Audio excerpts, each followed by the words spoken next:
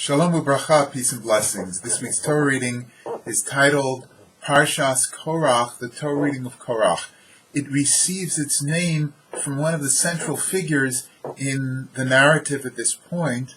Korach is the first cousin of Moshe Rabbeinu. He is the first cousin of Moses, as well as Aaron, their brothers. They all come from the tribe of Levi. Korach leads a rebellion against Moshe and tries to take charge of the children of Israel.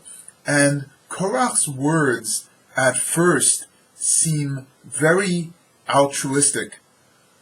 Ki chol ha'am kulam kedoshim, the entire nation is holy.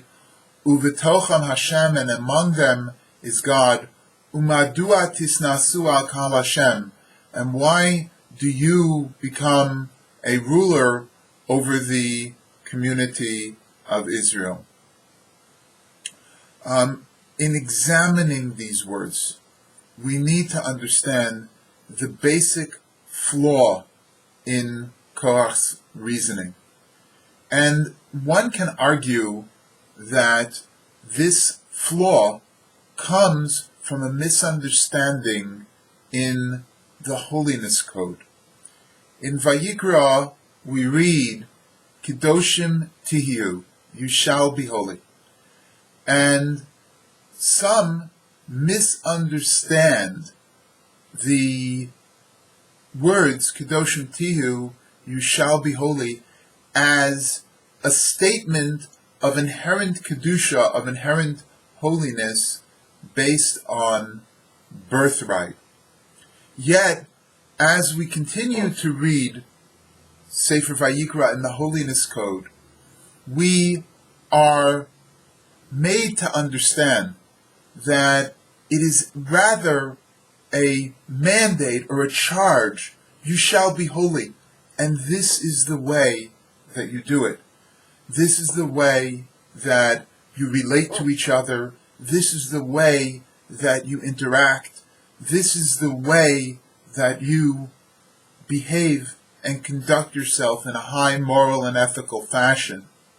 This is the way that you achieve holiness. It is a mandate, not a statement of inherent Kedusha based on birthright. The revolt of Korach was one that was of very personal nature. Korach was Moshe's cousin. He said, I am your equal. I come from the same lineage and the same birthright. I should equally share in the leadership of the community of Israel.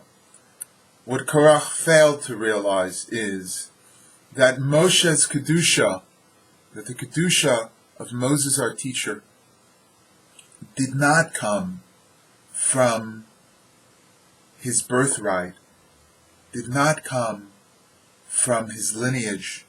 It came from the reality of its being, that Moshe struggled with the entire concept of becoming a leader. We see this, the incident of the burning bush. Don't choose me. I'm an oral sefasayim. I have circumcised lips. He lisped. Go ask Aaron, ask my brother. He's more articulate than I. He can lead the people. And when God ultimately makes it clear that Moshe is to be the emissary of God to the children of Israel, Moshe, time and time again, fights for the people and advocates for the people as a servant of God. It was not Moshe's birthright. It was Moshe's values, the values that made him rise up and defend a defenseless slave, the values that manifest themselves in his work as a shepherd, taking care of even the most fragile of his flock, the reality that manifests itself when he became a shepherd of human beings, advocating for those in his charge. It was the content of Moshe's character manifest in the reality of his actions that allowed him to attain a level of Kedusha, a level of holiness, that made him the ideal person to lead the children of Israel.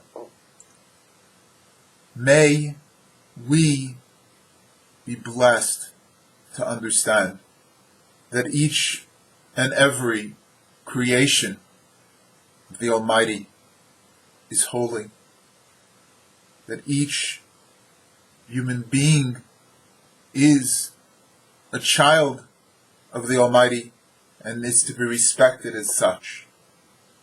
And as the children of Israel, as people of a specific lineage and birthright, we are no better or worse than anyone else based on our inherent birthright.